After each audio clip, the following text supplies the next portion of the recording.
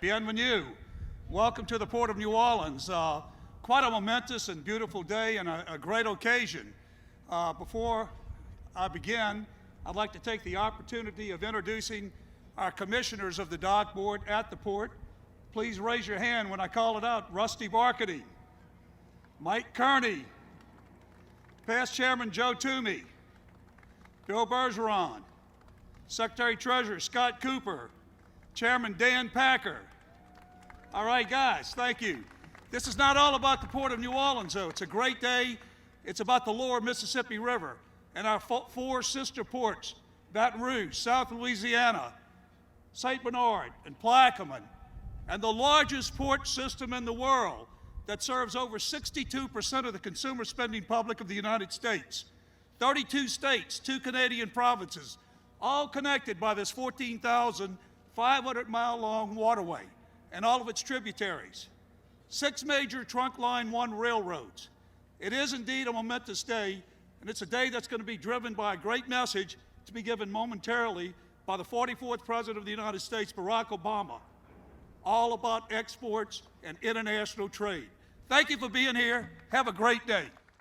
And the Brookings Institute rated New Orleans #1 in economic recovery. And at the core of our efforts is right here, the Port of New Orleans. From this very spot, we power the nation.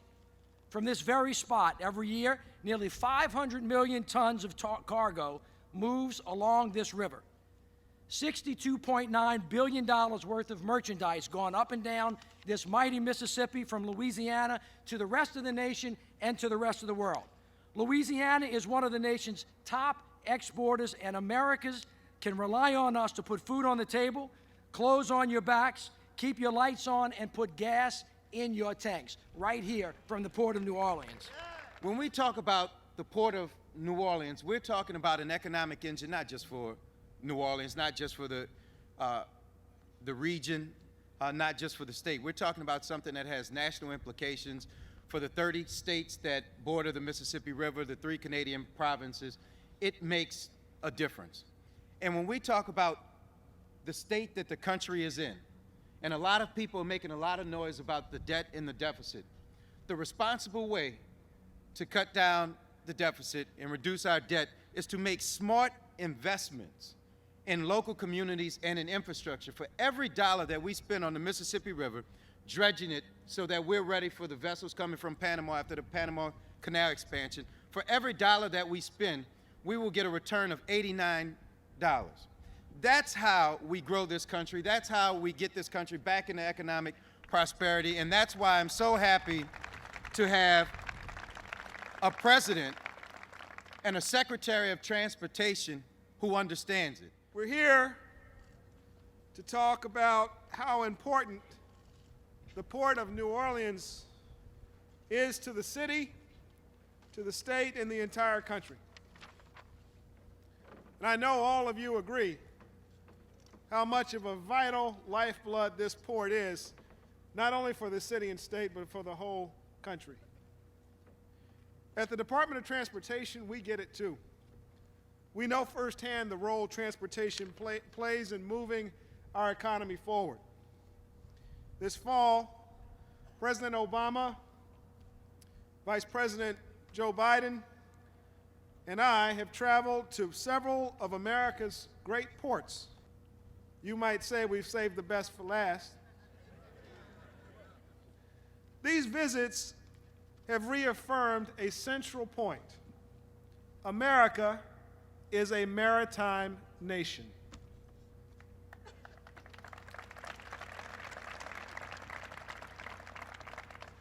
Each port is different, but they all have one thing in common. These ports are keeping America's economy moving. If you think about it, every business depends on safe, affordable transportation to work. And that includes American companies that ship cargo worth more than $5.5 billion through U.S. ports every day. In fact, 75% of our nation's exports travel through U.S. seaports. And port activity supports more than 13 million jobs nationwide. President Obama and Vice President Biden know this. That's why this administration has invested in maritime transportation like no one before. That's why we gave the Port of New Orleans a $16 million Tiger grant to rebuild a rail yard at the Louisiana terminal. The port will be able to increase efficiency and make moving goods safer, cheaper, and more sustainable. That's good news for business.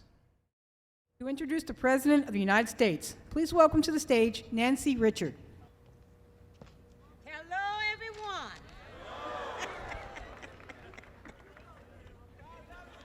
Hello, everyone. Hello, my name is Nancy Richard, and it is my pleasure to welcome you all to the Port of New Orleans. I have worked at the port for over 25 years. I have several stories, but this is one that touched home so much that I like to share with you guys. The same day I got hired here at the port, I signed the act of sale on my home. Last month, I celebrated 25 years here at the Port of New Orleans. And guess what? At the same time, I finished my mortgage. I thank God each day for my employment here at the port.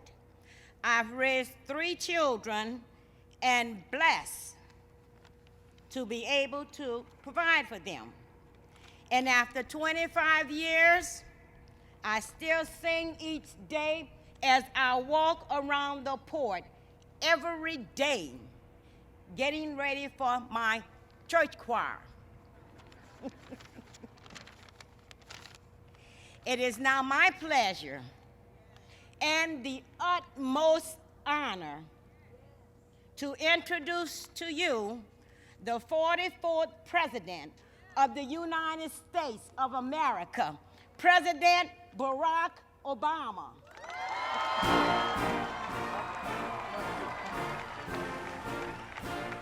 Hello, Big Easy. Everybody give it up for Nancy for that great introduction. It is good to be back in New Orleans. This is what passes for winter here in New Orleans, huh? Folks got all their coats on and all that. Come on.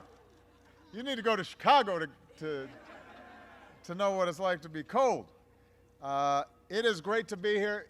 It is especially happy for my staff. They love coming to New Orleans, but we did schedule the event early because I figured there's a limit to how much trouble they could get into.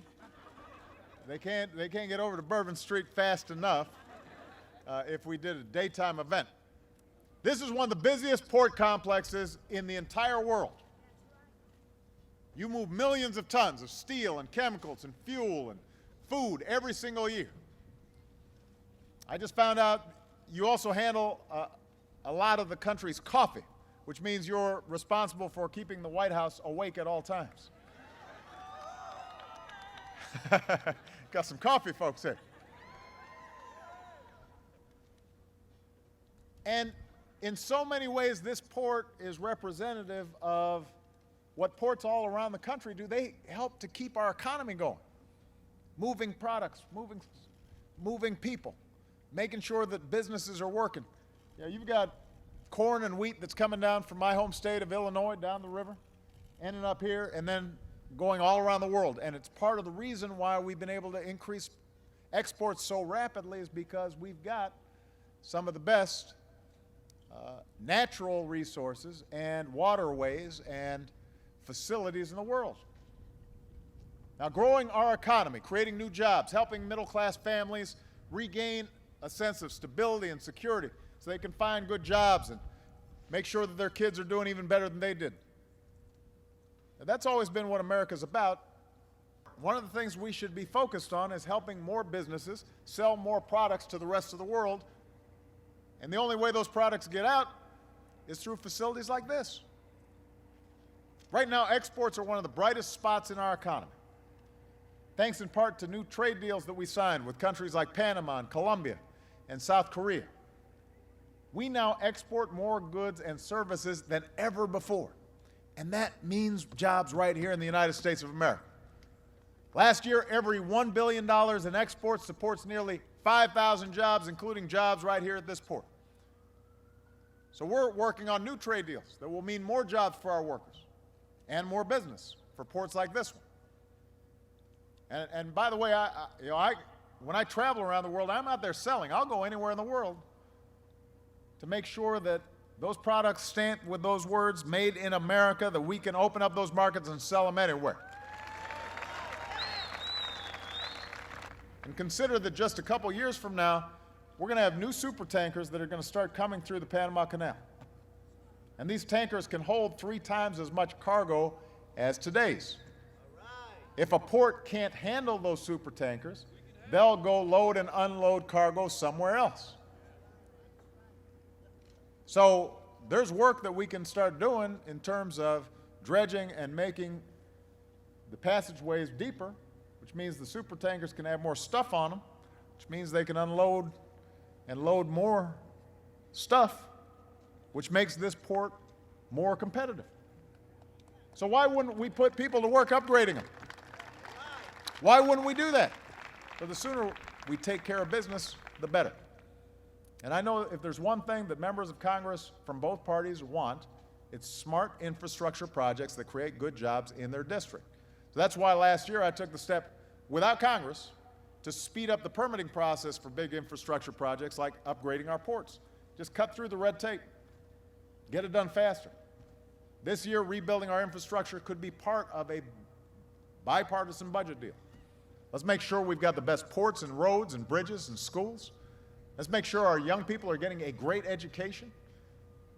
Let's give everybody a chance to get ahead. Not just a few at the top, but everybody.